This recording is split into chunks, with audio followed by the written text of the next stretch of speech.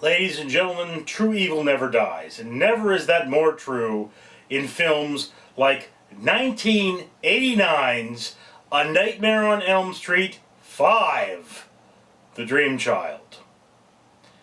And at this point you're thinking, isn't Robert Englund getting tired of playing Freddy? But no, he's not. And along with Robert Englund, returning as Lisa Wilcox, who was the Dream Master in the last film, and in this film, she's pregnant. She's having a kid, and Freddy is trying to use that kid to be reborn into this world. Also returning is the woman that played Freddy's nun mother.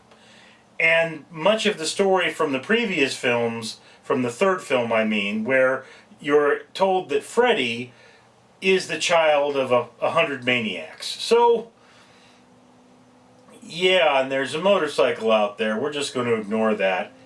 In any case, this film is something of a convoluted horror movie. It is not as strong as the third film. It is not as strong as the first film. It is about as strong as the fourth film. And if you enjoyed the fourth film, you're going to enjoy this film. But if you didn't watch the fourth film, the fifth film, The Dream Child, is going to kind of lose you. One point I will have to make is that the production on this is absolutely batshit crazy. I mean, Freddy at one point becomes a supervillain with a lightning bolt on his chest in black and white, and you're just going with it. And in fact, I think this film was heavily influenced by the fantasy, not so horror, done by Jim Henson, which is Labyrinth, which came out a few years before. So yes, it could be definitely inspired there. And there are some scenes, particularly at the end, you're going to look at that and say, yeah, okay, I can see how if I watch Labyrinth and I watch this movie, they're connected. In fact, if you watched Labyrinth and probably the fourth film in this series, The Dream Master, and maybe did an acid tab, don't do drugs, kids, or anyone else, you will essentially get this movie. So, here's the thing about Nightmare on Elm Street 5, The Dream Child, is it is not a great end to the series. It's not an end to the series at all. And it's one of the more mediocre episodes. It's not the worst, it's not the best, it's somewhere in the middle. So if you are a Freddy fanatic, you have to watch this film.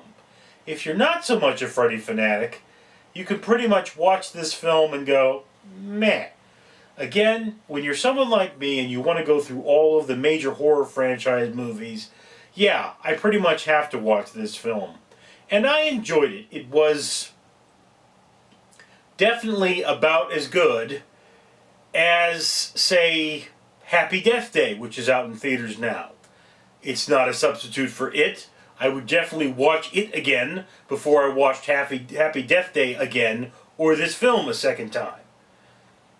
But again, if there was one horror movie you could see, the original Friday the 13th, I'm getting my franchise.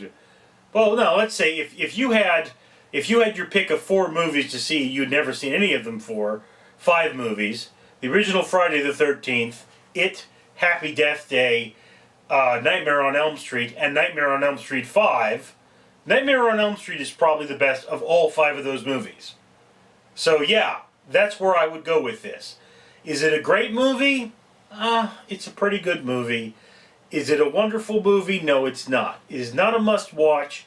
If you didn't see this film and you saw the next in the franchise, I think you'd be fine, because I remember the production value really ramping up in the 90s.